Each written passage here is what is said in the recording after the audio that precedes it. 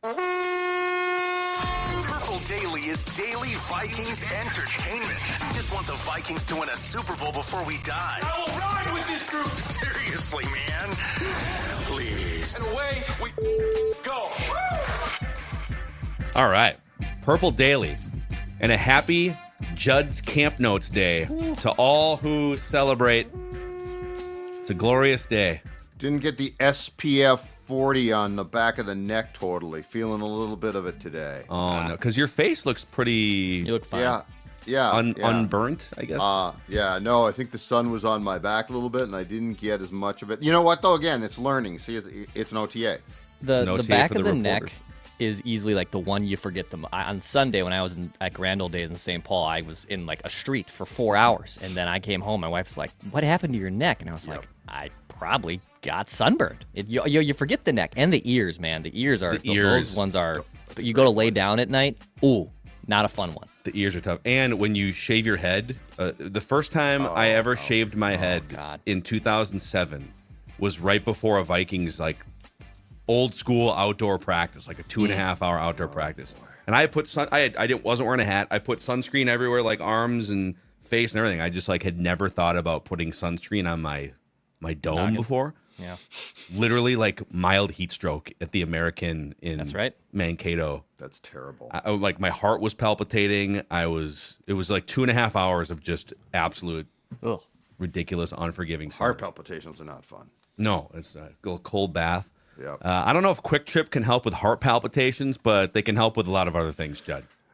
Oh, exactly right. Are you kidding me? They cannot help with your health, but what they can help is with that smile on your face, because you know what? Quick Trip has all of the answers. They're like a quarterback who is headed for Canton, because if you walk in and you say, you know what, I'd like to get a snack, but I'm not sure what, well, the plethora of options at Quick Trip are no boundaries. In fact, guess what? Sports Dad and Dawn on their way to Iowa on Friday made a stop at a Quick Trip. Dawn walks in and says, you know, I forget how great Quick Trip is. This isn't like a convenience store. And I said, of course it's not. I gave her the full pitch. I said, what the heck? You know what? I'm going to give you the full pitch. It's like a grocery store. Check out the chicken. The chicken's great. She said, I heard it's good. I said, it's fantastic. That's right. So if I'm willing to sell Dawn on Quick Trip, you know what? That means the Sports Dad trusts it implicitly. Quick Trip is where your day should start.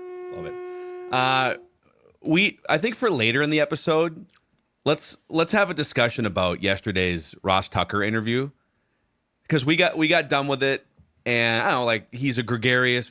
I've listened to Ross for 15 years. Met him at Podcast Movement convention a few years ago, and I don't know. We all said, yeah, okay. He had a couple critical things to say there, and we told some fun stories. But we saw the comments and the backlash, and then the aggregated articles that took his Vikings negativity or whatever. So I'm just made a note here that after Judd's Camp Notes, we can have a pull back the curtain show discussion here. But let's waste no more time. Judd's Camp Notes OTA edition. I'm going to find it funny if anybody again asks Kevin O'Connell at some point in time, are you prepared to name J.J. McCarthy your starting QB? Because I'm going to tell you by the snap count that I saw again, and I'm not surprised by it. It makes perfect sense. But by the snap count that I saw again, this time around, unlike last week when it rained and it was moved indoors on the outdoor fields, windswept Egan. Man, was it windy. J.J. McCarthy took not a lot of the reps. He took an overwhelming amount. There's 4 quarterbacks on the field, and it's not a surprise. But my point is, there are some questions that have to be asked. And then there are some things that sort of punch you in the face when it becomes so blatantly obvious what is transpiring here. And post-practice, so McCarthy talked post-practice last week. Justin Jefferson talked post-practice this week. And I found it really intriguing from both Jefferson's viewpoints on McCarthy, gentlemen, and also on himself in talking about his presence here. And he did confirm, he was asked. He said, I probably would have come because these are, again, very important to point out, not mandatory. Next week's minicamp is. And Jefferson said, I probably would have come, but when they asked me to come here to take part in these, it made sense. It made perfect sense. The turnout remains outstanding, which is really important. It's usually very, very good. but I don't know that I saw a player of any credibility missing yesterday. Like, everyone is there. And Jefferson discussed what I think comes down to this. It's very clear that he and McCarthy are buddies, like we saw him, Phil, at the Timberwolves game.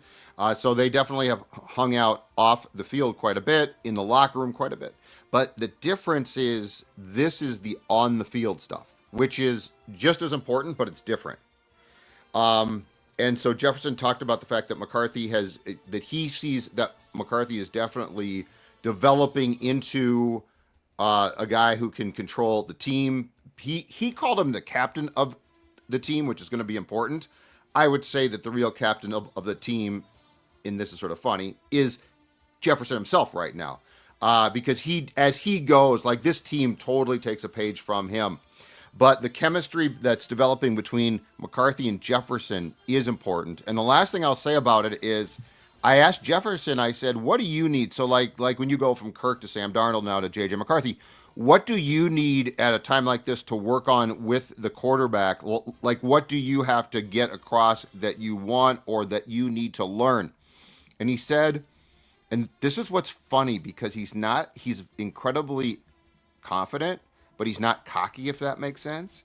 He said, this is for him, not me. He said, I can do whatever.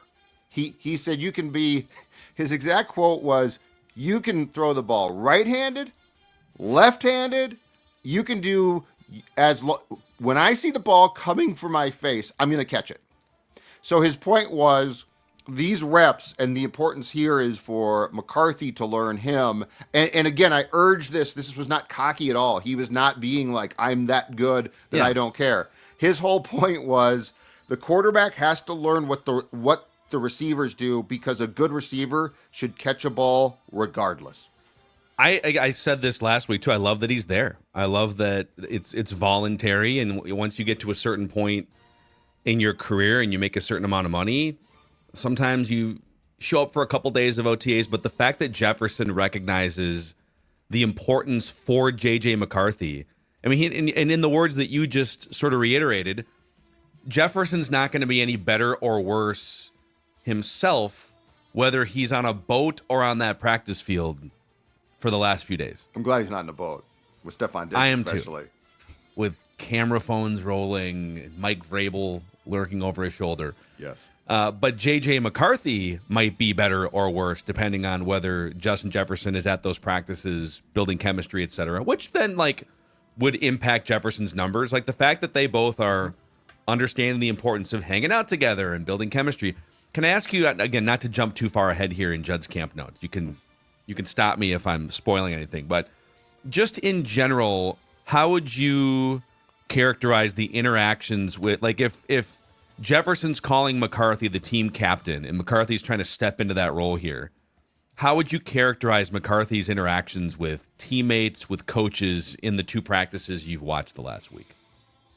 Well, it's interesting because I do think that, and this is sort of an OTA thing, okay? So it's very hard to take,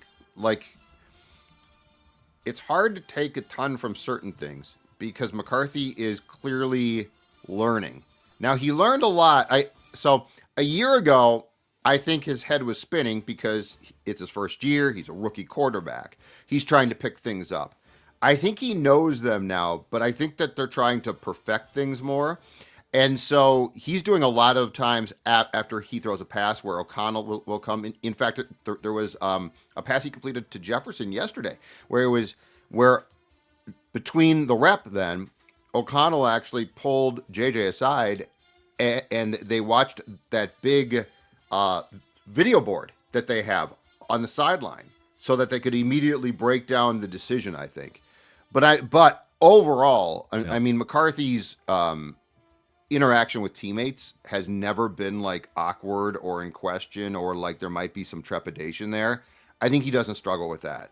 I think that's a big thing from the fact that he won a national championship at a big time program in Michigan, that he's won his entire life. I don't think the ancillary stuff is even a question of does it need to evolve and develop? I think he gets that part.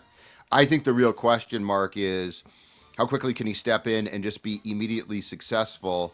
But I will say, in being a veteran observer now of OTAs, I will say this. You have to take a lot of what you see in these practices with a complete grain of salt, because they are not, one, training camp speed, and two, they are for a lot of tutorials. So, like, some things you might see that look off, like, oh, that guy, oh, that didn't look good, is very, okay, it didn't look good, but then you get to training camp and it's fine. Yeah, that sounds like that was kind of McCarthy a year ago. It was, and like I thought some mechanical things and it remained, but I mean, there's no question. They definitely are trying to work on things here. Some of it is not even close to full speed. The 11-on-11 drills, for the most part, are very slow, on purpose, again, for both sides. But I think that, to your question, Phil, I think that the relationships and his ability to control things with his teammates has never been in question, because I still contend he's got that unquantifiable it factor. So, like, there's never a, like, ooh, that looked awkward. Yeah, I mean, it is hard. It's hard to quantify it. You kind of know it when you see it with certain quarterbacks. The way that Patrick Mahomes and Josh Allen are able to, they're kind of these gravitational force personalities. They are organizing, they're bringing teammates together, and I think it's unrealistic to expect a first or a second year quarterback to just click into that. But he does seem to have some of those personality traits, and I think that's just something to watch. Is it real, or is he building like real connections, or is it a little hokey? You know, some of the leadership mantras and stuff. I think it's real, but it's definitely something to keep an eye on here as the rest of the summer and offseason play out. I think the most important thing, because we've seen this play out the other way, is he doesn't seem to try and force it to show you that he's doing it. It feels organic. If it's not organic, it's fake. You know, like if you are going around purposely trying to show that you are the quarterback of this team, it's what I've always said. You can't walk into a locker room in football and say, well, I'm the quarterback, so follow me. Yeah. It has to happen organically, naturally, just based on what you exude versus what you force, for lack of a better way to put it. Okay. Let's get real quick on the. Are you doing backup quarterbacks too? Is that another? Is it like a separate category? Okay, because I have questions. Yes. So, because the overwhelming majority of reps are going to the starter, J.J. McCarthy. Oh my God, I just announced it. Kevin, you don't need to. I did. Because of that, it was interesting to watch the reps that were divvied up to Sam Howell, Brett Rippon, and just a few here and there to Max Brosmer. I will say this, from everything I saw, it was a very windy day, so putting a lot on passes is very difficult, because but they did do a red zone, a deep red drill, boys. They did a deep red drill. And first of all, I would like to point out that aside from McCarthy, I think the most impressive performance in that drill came from Max Brosmer. He got a couple chances, threw a couple of passes. I'll meet some Brosmer. I don't think I think he's a practice squad guy, okay? But let me say this. I do think he's going to show them enough that they are curious. And I think that they were coming out of this because they signed him to a pretty nice UDFA contract. I am still curious, though, about the backup. Because the more I watch Brett Rippon, I see, and this is actually not a bad thing for his future, I see Sean Mannion, which is more of a coach in waiting, savvy. Do you say that's not a bad thing? Well, no, but I mean, I think he's got a potential to coach. I think he's here. I think he's here as the third QB because he's a smart dude and knows that he can learn here. And if I am not mistaken, Mannion has now been promoted to the quarterback's coach for the Packers. So like there's a path there, but I don't think he's going to, but my point is, the more I watch him, I don't think he can be the backup. So really the question comes down to this: is Sam Howell prepared to be the backup that O'Connell wants? And I think it's worth keeping an eye on. I talked about this with Chip on Purple Access last week, and I said, how convinced percentage-wise are you that Sam Howell is the opening day backup? And he's like, yeah. And I said, I feel the same way. And let me say this. He's like, did he give a number, or did he just said say 30, yeah? I think he said 50 or 60%, which is pretty low. Which is not great. But here's the importance too. That's getting aggravated. It's not that McCarthy. Well, that's fine. I have it on the clip list. It's getting aggravated. Dude, if Ross Tucker opining that the Vikings aren't fully sold on JJ McCarthy gets aggregated as hard news on Newsweek, then I would hope that some of what happened to Newsweek? It used to be Newsweek in time. My dad. Also, what happened to Evan Massey? Didn't Evan Massey used to be like an actual NFL reporter? Okay. I don't know about that, but Okay. like when I was a kid, Newsweek, Time would show up. It's like the news of the world is in our mailbox. Yesterday, I'm like, who said what? Because I saw the headline. I'm like, oh, somebody important must have said something about JJ McCarthy. Clickety click. Yeah, and then Judd's like, oh, good thing they didn't credit us. No, they linked directly to the episode. I didn't think they credited us. But it was shady because they didn't credit us in the actual That's what text. I'm saying. I was looking Thankfully, though, actually. I was looking for that. But anyway, so here's the thought process, though, on the backup QB. I think McCarthy's going to be fine playing-wise. I do think, though, that you have to have a contingency plan because the young man is coming off a season miss because of a knee injury. By the way, he still has, and I'm guessing he's going to wear it the entire season. He still has a protective sleeve. Some might call it a brace. It's a sleeve. A brace to me is a brace. This is like a sleeve on his knee.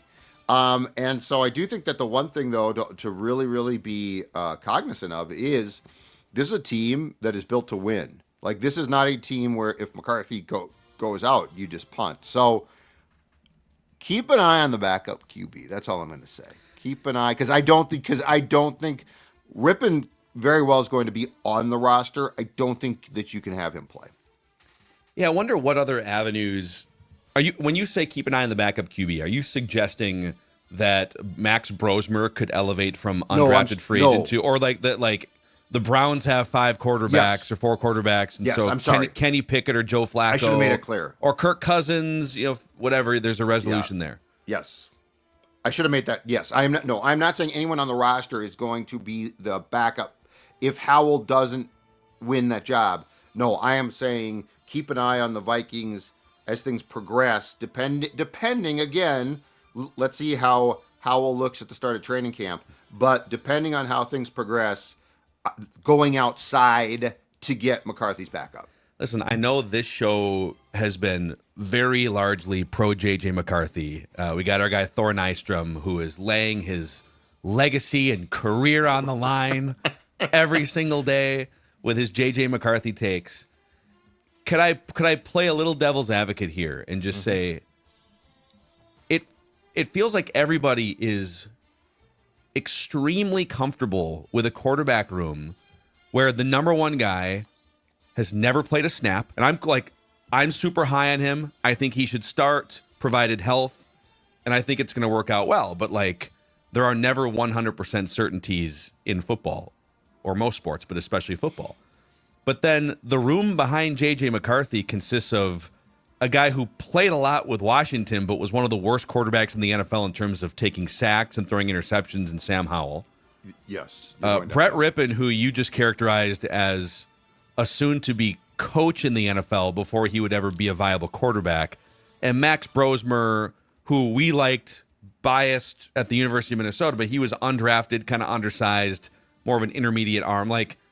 There's not a lot of juice in that room. Correct. And yet everyone is extremely comfortable with that, it would seem. Correct. And the thing that I think is the most important thing to point out is let's take McCarthy off the table as far as a concern, because he has, in my opinion, he has to get a chance. Like, you don't wait 2 years and then 3 years and then he's got no time left in his contract. It's okay, JJ, you're Jordan Love. But we are only 2 years removed from Kirk Cousins being hurt, and you had no real answers. And that is, I think, the cautionary tale here. And I think it's legitimate to have a conversation about McCarthy's potential health. Like, that's not, if you're a team, you have to know that. And I just don't, I think what you just went down with the rest of that room is something that has to be talked about. Yeah, there is no such thing as a 100% certainty at that position because there's always a percentage chance of an injury or a re-injury or just processing speed not being the same when the actual bullets are flying.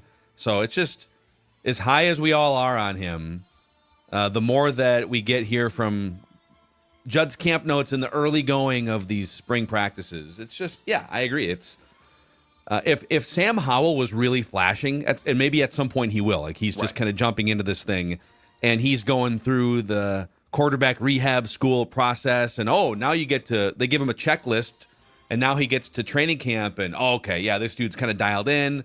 He's getting rid of the ball quick. He's seeing things. Okay, I'll feel a lot better about this, but I just don't know that you can go in with a bunch of either question marks or guys you don't feel good about without making some sort of move before week one, even if you love J.J. McCarthy. Mm-hmm. And if you look at the past of what they've done when they've drafted first-round pick quarterbacks, is they've typically been insulated when their rookie year behind like either a veteran. You'd looked at with Ponder. I know the Ponder situation, there was the lockout, and they bring in McNabb, and we all know how that works out. With Teddy, it was Matt Castle. Castle then goes down with an injury, and then Teddy steps in and actually plays pretty well, and then is the starter the second year. And Dante sat behind his first rookie season as well, and then took over as the starter. I feel like, at least in recency and just in my even timeline, maybe as a Vikings fan, that we're kind of in uncharted territory with an heir apparent first-round pick, because of a lot of the time, even though McCarthy was injured last year and did indeed technically, I guess, sit behind Sam Darnold, we are now crowning him without even playing a snap, which is, I think, very interesting, but also, like, I just kind of blindly trust it, mostly because of Kevin O'Connell. And I know that's, to Phil's point, still dangerous, because it's not a certainty that J.J. McCarthy is even really that good and or can stay healthy, to Judd's point. But this is kind of an uncharted territory, I think, for Vikings fans with first-round pick quarterbacks. Yeah, Culpepper first year sat behind Cunningham and Jeff George. Yep. And then when they gave him the keys in 2000, he sat behind. He was awesome right out of the gate. But he sat. The guy that was backing him up was a longtime veteran, Bubby Brister, who started for several years with Pittsburgh in like the late 80s, early 90s. He started some playoff games for the Steelers. Like Bubby Brister was like a bona fide 15-year NFL quarterback. And Castle was kind of closer to that, if not 15 years at the time, right, with Teddy Bridgewater. But yeah, Sam Howell is, if he's shaky in training camp, I'm on the phone. I'm calling the Browns and say, listen, you drafted 2 quarterbacks and you traded capital for Kenny Pickett. What are you doing with Joe Flacco? Why don't you send Joe Flacco over here to hang out behind our guy, J.J. McCarthy? And I think there's actually a pretty good chance that at the end of the day, if Shedeur looks good, so you got 4, and now you obviously, for purpose of your roster, want to get that down to 3. I think a Kenny Pickett trade, by the way, I'm not saying to start, but I'm saying as a reliable backup, I think a Kenny Pickett trade is in the cards potentially, because they could get something for him. And that's the type. I'm not asking for a Pro Bowl backup, just to be very clear. I'm just asking for a backup who, if McCarthy tweaks the knee or hurts a shoulder or something like that, doesn't sink the ship. And I'm not entirely sure that I trust Sam Howell to captain the ship. Yeah, no, those are fair critiques. Any other quarterback stuff before we get to the rest of? No, we're just going to move on to a plethora of highlight, including one from a newcomer that you guys are going to love. Let's go. Well, it was sweltering out there at Vikings OTAs. You can quench that thirst with some Northern Soda, Declan. Northern Soda Company. That's right. So Northern Soda, you can find them in a lot of grocery stores here, Hy-Vees, Targets, Cubs, etc. It's a great way to stay cool in the hot summer days and months. And also, I just got a word that when you go into the tap house and you mention Score North, you mention Purlpe Daily, it's a free pint. They got the purple soda there. They have the root beer. Tons of sodas on tap at the Northern Soda Tap House, which is in New Brighton, Minnesota, just in the North Metro here. So go check them out. Go to Northern Soda. Find them at your local grocery stores. Stop in at the Tap House. Mention Purlpe Daily or Score North, and you'll get your free pint of soda. Also, a shout out to MSP Plumbing, Heating, and Air Conditioning, keeping you from sweating your pits out, I guess, this summer, Judd. Oh, absolutely. In fact, we're talking about we are talking about people that are going to come into your house and make sure that it's as comfortable as possible. Nothing is more important than the time spent at home. And the last thing that you want, especially this time of year, is for the AC to go on the fritz or not be functioning at peak efficiency. My friends at MSP are going to make absolutely sure that everything is working. How does Sports Dad know? Very easy. He's invited them to his house. Furnace problems, fixed. Water heater, water softener, old, very old, replaced. Guess what? MSP does fantastic work, and I want you to trust them as much as I do, because let's be honest, I don't trust a lot of people, but I trust them. CallMSP.com is the website. CallMSP.com to find out how you can make sure that your home is as comfortable as possible. All right, Judd's camp notes. Let's branch outside of the quarterback position. Let's get to a highlight from the defensive side of the football. Now, the last practice that I went to last week was on Wednesday, and you guys will recall I told you Isaiah Rodgers, cornerback, free agent from the Eagles, was not present. But we think he's got a chance to start. Where is he? I'll tell you where he was on Monday, on the football field. That's right. On the football field. A night, like really cool, like bright shoes as well, like flashy, very cornerback-like. But more flashy was his interception near sideline. J.J. McCarthy for Jordan Addison. Isaiah Rodgers jumps the route, picks it off in a 7-on-7 drill. So I looked it up. He actually has played 4 seasons. I believe it's 3 with the Colts, 1 with Philly. So he's entering his 5th. He has 3 career picks. All of them came in 2021 with the Colts. But first team nickel that I saw is Byron Murphy Jr. inside, outside Isaiah Rodgers and Jeff Okudah. First team base, and they're mixing and matching here too. So take this with a slight grain of salt. But these are the things that I saw first. This is gospel to me. I don't take anything with a grain of salt. Exactly right. No, I don't blame you on bet. First team base that I saw, Byron Murphy Jr., Isaiah Rodgers. So Okudah was the third guy in, but obviously Byron goes inside in the nickel. As projected, the pick 6 opportunistic stuff by friend of the show, Ross Tucker, yesterday. Yes, he did. People gloss over all the optimistic things he said. He pumped Isaiah Rodgers' tires. He does some work for the Eagles. Yeah, really interesting player to watch. And who knows, maybe they still have something up their sleeve. You know, it's post June 1st now, so like Jalen Ramsey rumors are going to run rampant. But I also think they've identified a guy in Isaiah Rodgers that they believe can go from being a 400, 500 snap guy to just playing almost every down.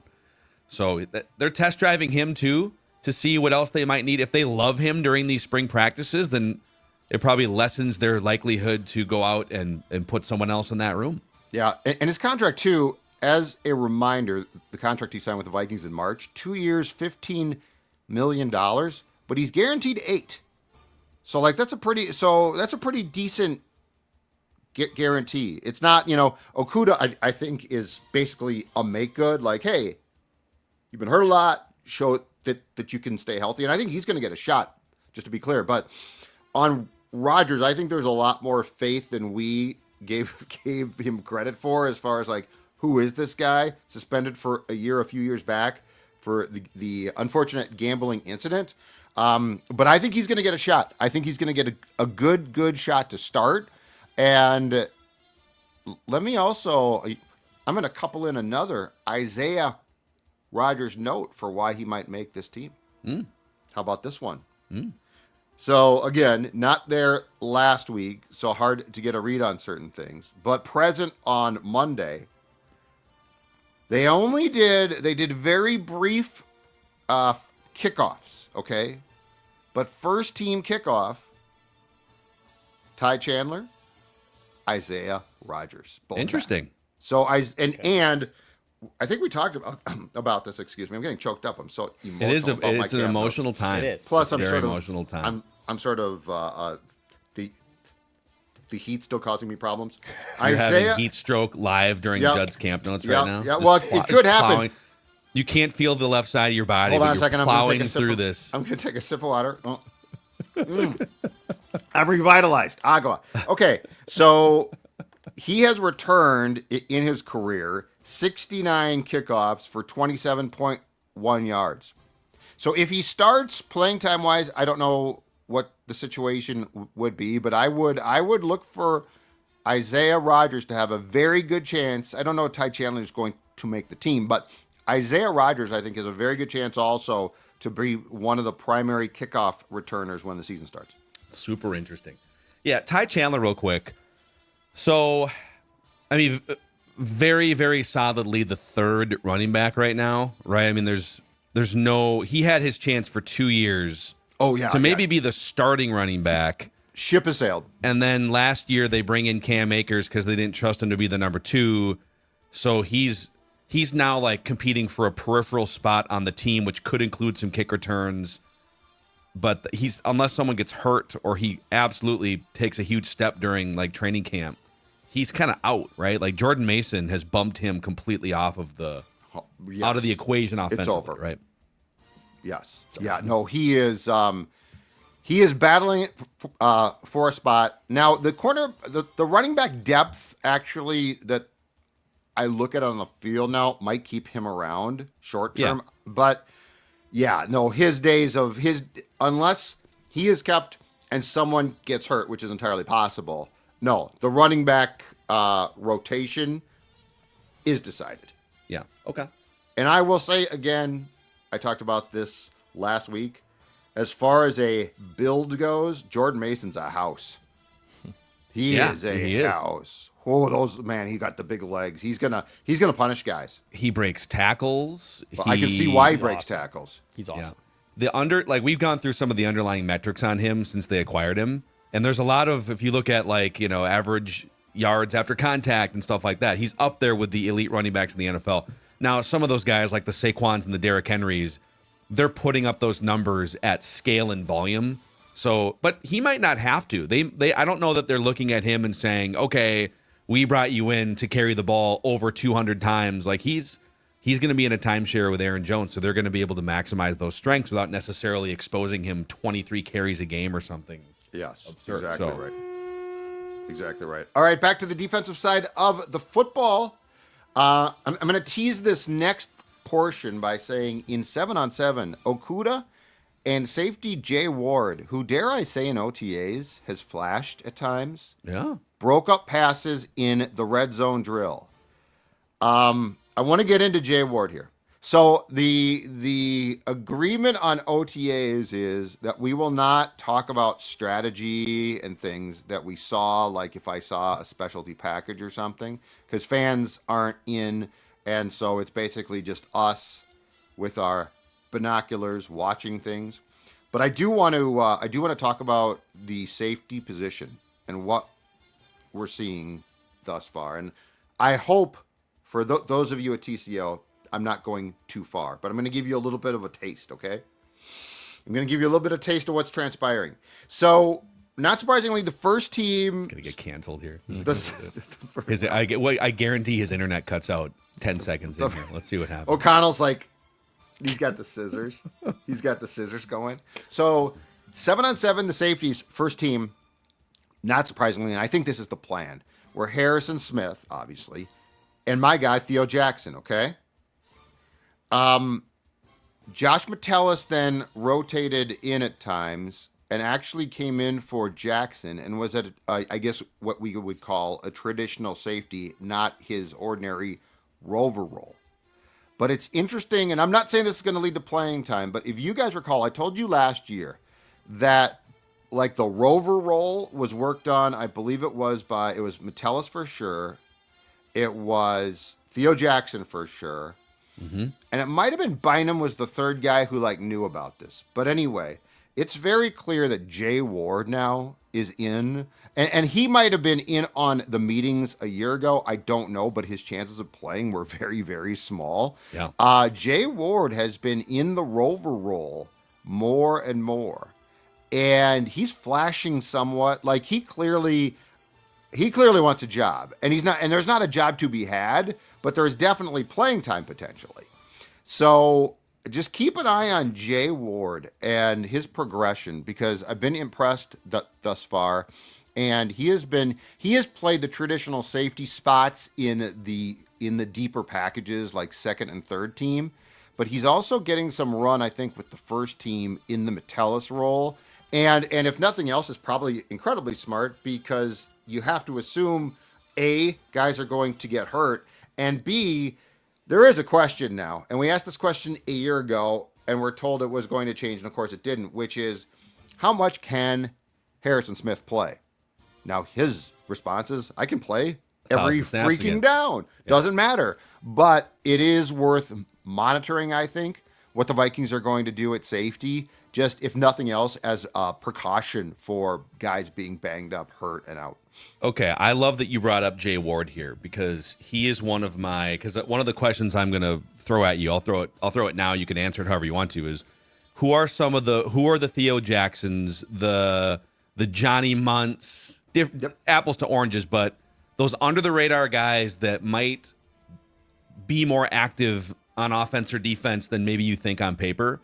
And Jay Ward was part of the 2022 or 23 draft class, like 23. So this is year 3 for Jay Ward.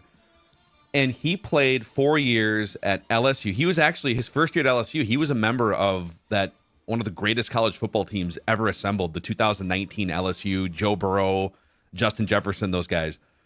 And if you look at his positioning on defense at LSU, Pro Football Focus tracks where you lined up as a defender.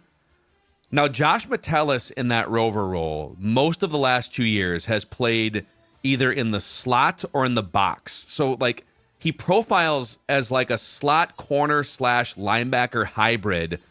Sometimes we'll go back. He had 90 snaps, Metellus, in that free safety role. He had 33 snaps, so like a couple a game in that outside cornerback position. But it's a lot of like in the box where a linebacker would line up, or in the slot where your nickel cornerback would line up. Jay Ward's profile the last 2 years at LSU, when he was a big-time starter, he played in 2021 and 2. He played about a fourth of his snaps in the box, about, I would say, a third of his snaps at free safety, about a fourth of his snaps in the slot. And then his last year, he played 178 snaps as an outside corner. He was evenly distributed his last year at LSU. Box, slot, corner, free safety. Football. So they drafted him as a safety, but he was one of the most versatile secondary defenders in college football at one of the best programs in college football. Yep. His last 2 years at Louisiana State. 4th round pick, so not just a throwaway, undrafted 7th rounder. Interesting guy to keep an eye on. Really glad you brought up Jay Ward. We should definitely keep an eye on him. And if I'm not mistaken, didn't he, Phil, get moved to cornerback at one point in training camp? Yes. Last year? So, yeah. So they've had him working everywhere. Yes. But it looks like from an early look-see, it looks like he's also progressing as well. I do recall when and this is not a big knock against him, but when they moved him to corner, he definitely, like, his head was swimming. And so I wonder if the maturation process is coming along as well. But you know what was noticeable? I remember Phil's camp notes a couple times early They came out. That's right. I saw him. I remember leaning over to my buddy Judd's camp notes as we were sitting kind of behind the weeds, the tall grass. He's quiet. I said, hey, Judd's camp notes. It's Phil's camp notes here. You know who really likes to stick his nose in during these run-stopping drills? It was very noticeable. Jay Ward. Yep, that's a great. Loves to stick his nose in there, blow up run plays, screen plays. He was always like hunting downhill more than some of the other players that were playing similar position to him. And the pass play actually in the red zone drill I talked about yesterday was exactly the same thing. He stuck his nose in there. Just stick your nose right in there. Just And if you're in the secondary, that's what you want. That's what you want. Jay Ward, let's go. All right, a couple more. Eric Wilson, who spent his first 4 years here, I think went to Houston for a season. It didn't work out. then went to the Packers for like the last 3 years. Signed a 1-year, $2.6 million free agent contract to return to the Vikings, working with both the first and second team at linebacker. Very clear to me he is the first guy up, which means he will play. Yeah. And, just keep in mind, Blake Cashman gets hurt. He was outstanding, but he missed a few games last year. It's basically in his career path that he does miss time. Eric Wilson will play an important role here. And so there's no question that he is going to not only, I think, be a key special teamer, but also a guy to keep an eye out for rotationally first team. Yeah, Green Bay also, they used him a lot in coverage last year. He's been with Green Bay. He was Minnesota for the first 3 years, and then Jets? Houston for a year, I believe. Houston? I looked it up yesterday, and then Packers. Okay, and then Green Bay for a few years. But yeah, Yep. I mean, he wound up playing almost 600 snaps with the Packers, and he's a good, solid veteran linebacker that I think, like Ivan Pace, you don't trust in coverage right now. Ivan Pace is awesome going forward. He's awesome attacking in the run game and rushing the passer. So I think there's a chance you could just see three. I don't think my own opinion here, and you're the one on the ground. I don't think Eric Wilson is slotted in as just like a backup in case of injury. I think you're going to legitimately use him in coverage in place of like on third down in some certain spots instead of, or maybe red zone even instead of Ivan Pace. Agree completely. Yeah, he's going to be a rotational guy. He's going to get snaps. They definitely had guys that mixed in last year. I don't know that they trusted him as much because if I'm not mistaken, Phil, in his 3 years as a Packer, Eric started quite a bit. His last year he did. Yeah. So he will play. He will play for sure. Let's stay on the defensive side of the football. Let's go to something I think is going to be really intriguing to watch. We sort of expected this, but it's playing out now, dare I say, in real time. That is the defensive line rotations. Okay? Harrison Phillips, be prepared for his snaps to go down. Probably nearly substantially, and that's not a bad thing. So it's been very clear that they are going to, I think that at the end of the day, among the things that they weren't satisfied with last year was, I don't think that they felt that they had a deep enough or good enough defensive line rotation. Yeah, they did. They had a bunch of Jags, as they say. Bunch of just the guys out there. And they made it work. Right, they did, but now they've got more depth there. And Phillips, he's going to play a lot. I'm not saying he won't. But if you go back and look at his 2024 snap counts at his age, I think it well exceeded what the goal should be ordinarily. So be prepared for his playing time to drop. But also, he talked about this. I think he's going to be fine with that. I think it's going to keep him fresher. But Allen, Hargrave, Phillips, the draft pick, who I forget his name right now, but he's going to be really good. The key is here, yes, I think that they feel that they don't have as much of a bunch of Jags now as guys that they can actually use. And that's the one thing. Allen, Hargrave, and Phillips. You are going to have to be careful given their ages on snaps. So you need to work in waves, not just in these guys play a lot. Tyreen Ingram Dawkins is the name. Got some first team work yesterday. Thank you very much. You got some first team work.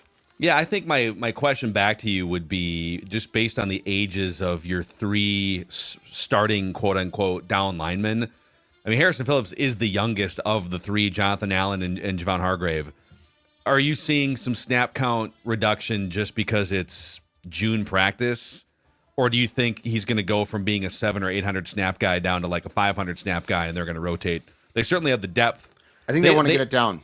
They have felt the need, I feel like, the last 2 or 3 years to lean on Harrison Phillips. Like we kind of treat Harrison Phillips as if like he's this stud. He's a good player. Yeah. But on a defense that aspires to be a championship defense, you probably have to have him be your second or third best defensive lineman. Sure. In that spot, and the Vikings have put themselves in a position to where that can be the case. There's less pressure on him. You can deploy him in situations that are advantageous to his skill set.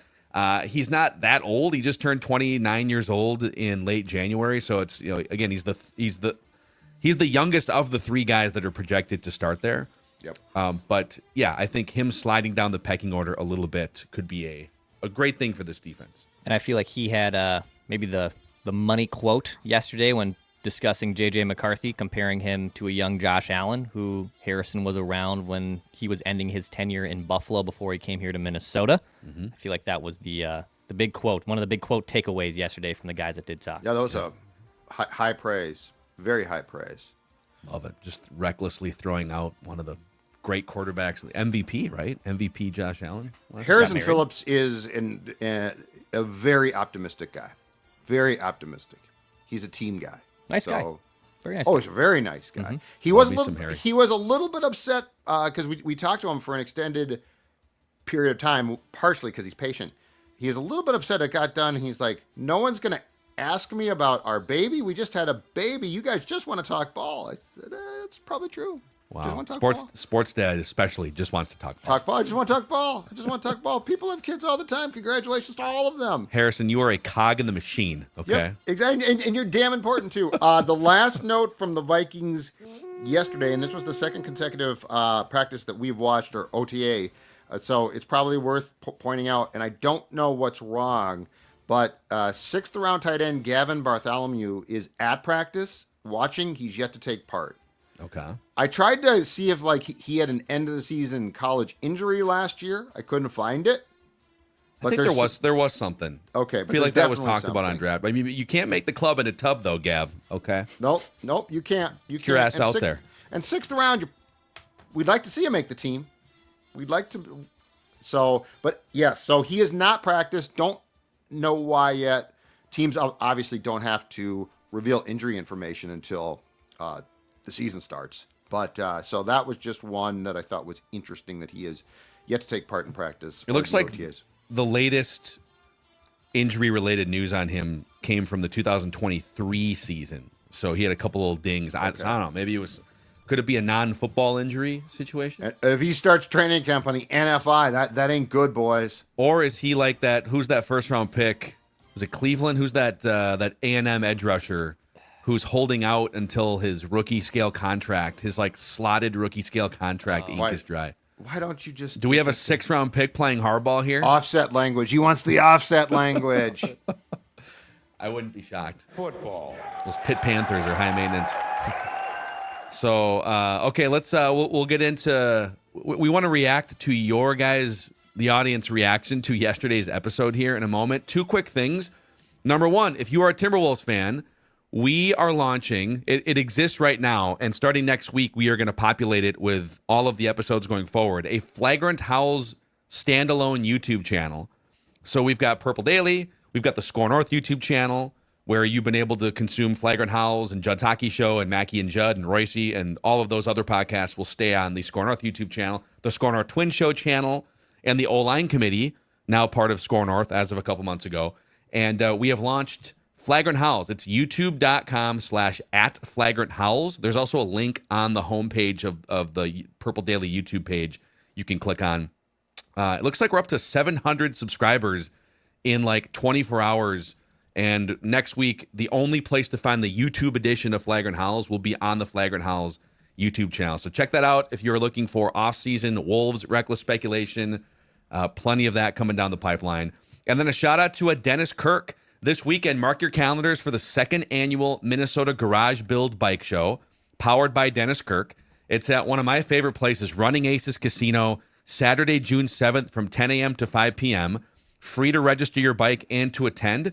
And it's open to garage builders, folks who've been working hard on your rides in your garages. You've been building something, you want to show it off? You can bring it on out. Kids and families are welcome. There's going to be vendor booths, food trucks. This Saturday, 10 a.m. to 5 p.m. at Running Aces, DennisKirk.com to find out more information. Okay, were you guys surprised by the backlash from the Purple Daily faithful at Ross Tucker, our guest on yesterday's episode? A little surprised. He certainly had some questions about J.J. McCarthy. Thought maybe they should have set Sam Darnold. I feel like most Vikings fans and us too, we've moved past that point. That was still a discussion point into free agency and even after the signing to Seattle. Like, that was still a discussion point. So like 2 months after the fact, basically, of it, I do understand people being kind of sick of that conversation. That being said, I was a little surprised at the overall backlash of it, but Vikings fans, I think right now are sick of the court. Like, I know we just had a long conversation of, is JJ ready to be a quarterback? And it's not certain. We got to be maybe a little careful here and put up some bumpers. But I think Vikings fans are kind of over the Sam Darnold, the Daniel Jones, the Aaron Rodgers thing that still kind of isn't going away. And I do understand, but I am probably a little surprised at the overall backlash. May I just say, folks, I'm talking to you out there. It's June 2nd, and you're this passionate about our show. God bless you. It's awesome.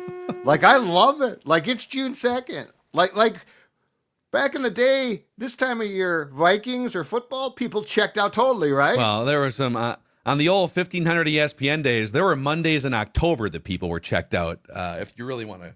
Well, that's true. Okay, but not the PD faithful, not our PD family. I guess I was a little surprised, but I'm with Dex too. I think the trigger is the Darnold thing. That's my personal opinion.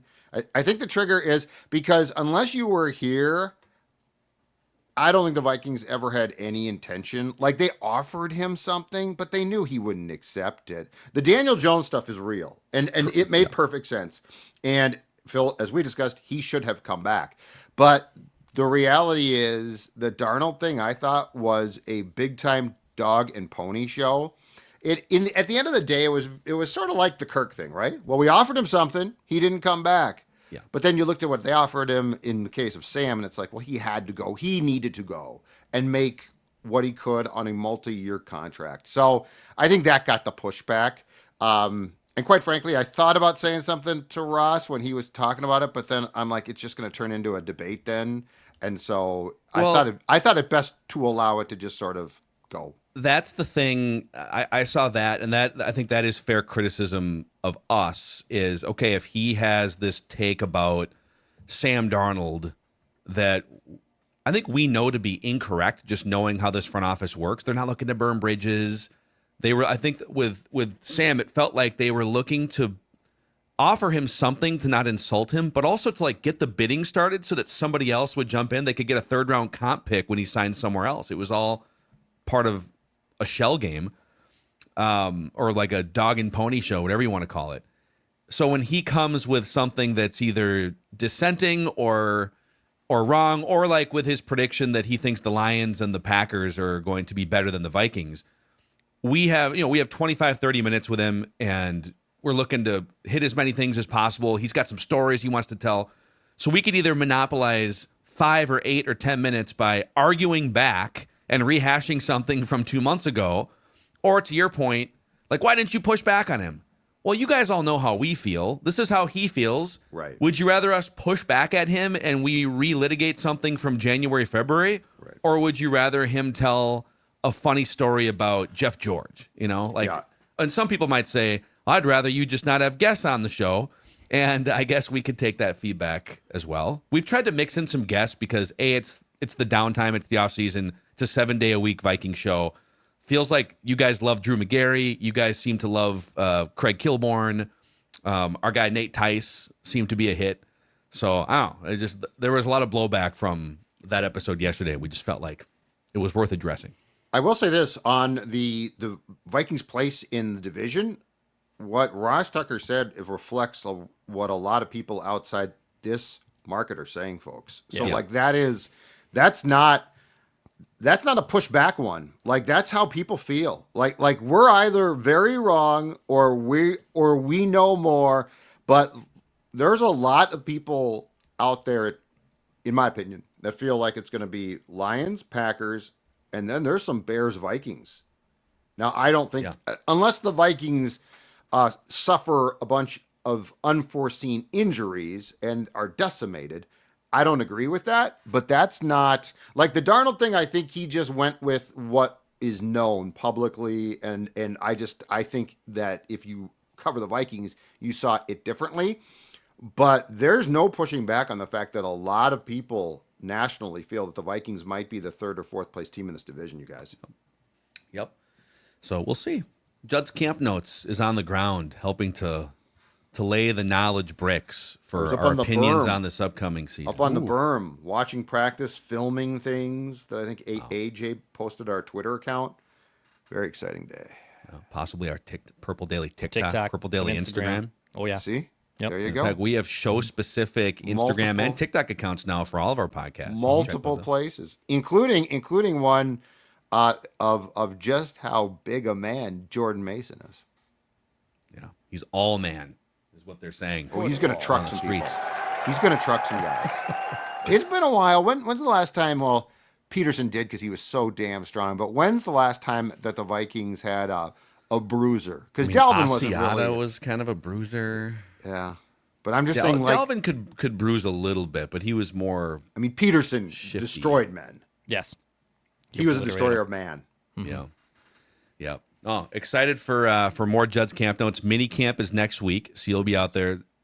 It's scheduled for 3 days, probably 2 days, and they cancel the third day. You know what they've done? Or something. They now move an OTA session to the week after, and this started last year, and so he did all 3 days because the players then. I think they ordinarily then will just cancel that last OTA, but that's a trade-off for the third day because they used to go play like paintball. It'd be like, it's minicamp day 3. Let's go play paintball. Very dangerous, by the way. Go on the boat. Go on the boat. Actually, don't go on a boat. Don't go on a stay boat. off the boat. Don't stay off the boat. Stay off the boat. What are My you bad. talking about? My bad. I forgot. For many reasons. For many reasons, stay off the boat. My bad. Stay off boats. My bad. Yeah. My bad. Forgot about the whole Diggs thing. I love that Diggs showed up yesterday. Hi, everybody. Good to see you. Did you also see that video that went around at practice yesterday? Everyone, nice to see you. Dude, if he blinks the wrong way at Mike Vrabel, he's getting cut before week 1. 100%. All right, dudes. We're going to have tomorrow, write that down, predictions, and then some more J.J. McCarthy propaganda from our guy Thor Nystrom on Thursday with more Judd's Camp Notes. Next week, you're getting your full fix, Purple Daily, where we just want the Vikings to win a Super Bowl before we die. See you.